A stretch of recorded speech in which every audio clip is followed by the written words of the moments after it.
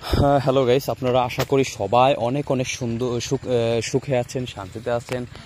এবং যারা আমার এখন ভিডিওটা দেখতেছেন তাদেরকে অবশ্যই আমি ধন্যবাদ জানাই। এবং অবশ্যই আপনারা ভিডিওটা স্কিপ না করে আপনারা ভিডিওটা দেখতে থাকুন। অনেকে আসলে অনেক ভিডিও দেখেন, অনেক সময় অনেকে ভিডিও দেখেন না, অর্থাৎ স্ক্রিপ্ট করে চলে যান। আমি আপনাদের একটা বিষয় বলে রাখি যে আমার ভিডিও দেখলে হয়তোবা আপনাদের কোনো ক্ষতি হবে না উপকার ছাড়া।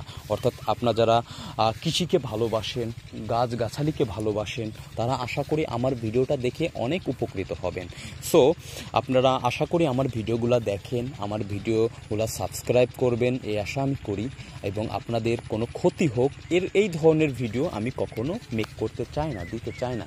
সো আপনাদের ভালো লাগবে, আপনারা শান্তি পাবেন। এবং যারা ফার্মিং করতেছেন, অর্থাৎ যারা কৃষিকাজের সাথে যুক্ত আছেন, তাদের জন্য তো অবশ্যই উপকার হবে আশা করি। এবং যারা কৃষিকাজ জাস্ট ভালো লাগে, গাছগাছালি দেখতে ভালো লাগে, অনেক পছন্দ করেন, তো তাদের ক্ষেত্রে আমার ভিডিওগুলো আশা করি অনেক অনেক ভালো হয় এবং আপনারা অনেক কিছু জানতে পারবেন। এবং আজকে যে আমি খেতে এসেছি আপনারা দেখতে পাচ্ছেন, আপনারা কি চেনেন এই এই এই গাছগুলা? কি আপনারা চেনেন? আপনারা কি এইগুলা চেনেন? দেখেন তো, আপনারা কি এইগুলা চেনেন? দেখেন, যারা কৃষিকাজ করেন তারা আশা করি চিনবেন এবং আমি আশা করি আপনারা সবাই চেনেন। এবং আমি বলে দেই, এই গাছটার আশা করি অনেককে চিনবেন না, যারা কৃষিকাজের সাথে কখনো জড়িত না, তো চিনবেন না। সো আমি বলে দেই, এই গাছটা হলো তিল। আপনারা সবাই আশা করি তিলের নামটা হয়তো জানেন। এবং এই তিলটা দিয়ে কী হয়? তিলটা দিয়ে অনেক বিস্কিট তৈরি করা হয় এবং তিল দিয়ে তেল হয় এবং ওই তেলটা অনেক অনেক ইম্পর্টেন্ট, অনেক অনেক উপকার এবং যার ভিতর বিভিন্ন মিনারেলস এবং ভিটামিনস সমৃদ্ধ একটি তেল আমরা পেয়ে থাকি সেই তিল থেকে।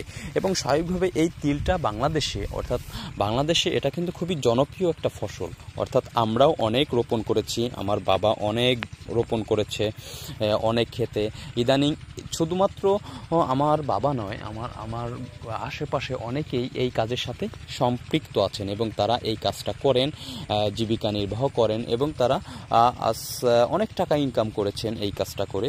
এবং তিল যদি ভালো হয়, অর্থাৎ এক পাখিতে যদি 10 মণ 8 মণ 7 মণ প্লাস হয়, তাহলে অবশ্যই বলা যায় যে সেই জমিতে তিল খুবই ভালো হয়েছে। সো এই তিলের ক্ষেত্রে কিছু কথা আমি বলি। স্বাভাবিকভাবে এই তিলটা এখন 4-5 পাতা হয়েছে এবং এই তিলটা যখন বপন করা হয়, বপনের সময় কিছু কম্পোস্ট সার দিতে হয় এবং কিছু যদি আপনারা পারেন যে পশু পাখি বা হাঁস মুরগির উচ্ছিষ্টাংশ আপনারা দিবেন জমিতে, তাহলে আপনারা দিতে পারেন। তারপর কিছু ইউরিয়া সার বা কিছু ডিআইবি সার, কিছু পটাশ সার মিশ্রিত করে আপনারা দিতে পারেন। অবশ্যই জমিটা সুন্দরভাবে আতালটি কেটে সুন্দরভাবে আপনারা চাষ দিয়ে, তারপরে সার দিয়ে, তারপর আপনারা কি করবেন? আপনারা এই তিলটা বপন করবেন। অবশ্যই তিল বপনের সাথে সাথে আপনাদেরকে সেচ দিতে হবে। সেচ দেওয়ার পর যখন প্রথম সেচ দিতে হয়, বপন থেকে 10 দিনের মধ্যে প্রথম সেচ দিতে হয় এবং পরবর্তী সেচ 40 বা 35 দিন গিয়ে পরবর্তী সেচ দিতে হয়। এবং এর ভিতরে যখন কোনো ঘাস জন্মে যাবে, অবশ্যই ওই ঘাসগুলোকে সেটে দিতে হবে এবং ওই ঘাসগুলোকে কেটে দিতে হবে। ঘাসগুলোকে কেটে সুন্দরভাবে পরিষ্কার করতে হবে। আর অবশ্যই যে আপনারা দেখতে পাচ্ছেন যে কিছু কিছু পাতা কিন্তু পোকায় খেয়ে ফেলেছে এবং এটার জন্য আপনারা কিছু ওষুধ আপনারা দিতে পারেন এবং আপনাদের নিকটস্থ যেই কৃষিবিদরা রয়েছে তাদের কাছ থেকে সুন্দরভাবে যোগাযোগ নিয়ে আপনারা কি করতে পারেন? এটা আপনারা জমিতে আপনারা সুন্দরভাবে দিতে পারেন। এবং অবশ্যই যখন 35 দিন বা 30 দিন ওভার হয়ে যাবে, তখন যদি দেখেন যে গাছের পাতা লাল হয়ে গেছে এবং বৃদ্ধি হচ্ছে না, তখন আপনারা সামান্য পরিমাণে, অর্থাৎ এক পাখিতে অর্থাৎ 30% বা 28% আপনারা 10 কেজি বা 12 কেজি আপনারা ইউরিয়া সার দিয়ে তারপর আপনারা সেচ দিয়ে দেবেন। এবং অবশ্যই আপনারা দেখবেন যে যেন কোনো পোকা না লাগে। যদি পোকা লেগে যায়, অবশ্যই আপনার নিকটস্থ কৃষিবিদের কাছ থেকে, কৃষি অফিসারের কাছ থেকে আপনারা তথ্য সংগ্রহ করে, অর্থাৎ ওনার মতে কোন ওষুধগুলো দিতে হবে সেই ওষুধগুলো আপনারা আপনাদের আশেপাশে কোনো দোকান বা স্টোরেজ থেকে আপনারা অবশ্যই এনে আপনারা দিতে পারেন। সো আশা করি আমার ভিডিওটা ভালো রেখেছে এবং ভালো লাগলে আপনারা অবশ্যই যারা এই কাজটা করতে চান অবশ্যই এইভাবে আপনারা করতে পারেন, এবং আমার পরামর্শগুলো যদি ভালো লাগে তো আপনারা সেই মোতাবেক আপনারা চাষাবাদ করতে পারেন। সো আশা করি আপনারা ভালো থাকবেন, সুস্থ থাকবেন। অবশ্যই আমার চ্যানেলটা সাবস্ক্রাইব করেন এবং লাইক কমেন্ট।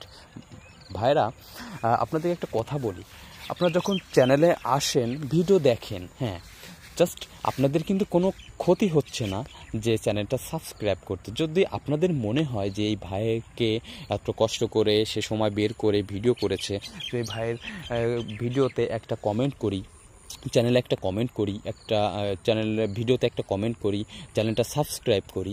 সো আশা করি এই কাজটা করলে আমি উপকৃত হই এবং আমি আরও আগ্রহ পাই। সো আশা করি আপনাদের ভিডিওটা ভালো লেগেছে। সো আপনাদের জন্য যারা আমার চ্যানেল সাবস্ক্রাইব করেন বা যারা আমার ভিডিও দেখেন না, যারা আমার ভিডিও দেখেন, যারা আমার ভিডিওতে এসে চলে যান তাদেরকেও ধন্যবাদ, এবং যারা আমার ভিডিও দেখেন সাবস্ক্রাইব করেন তাদেরকেও ধন্যবাদ। আপনারা আশা করি আমার ভিডিওগুলো দেখবেন, আমার পাশে থাকবেন। সবার জন্য আমি দোয়া করছি। আপনারা সবাই ভালো থাকেন, আমার জন্য দোয়া করেন।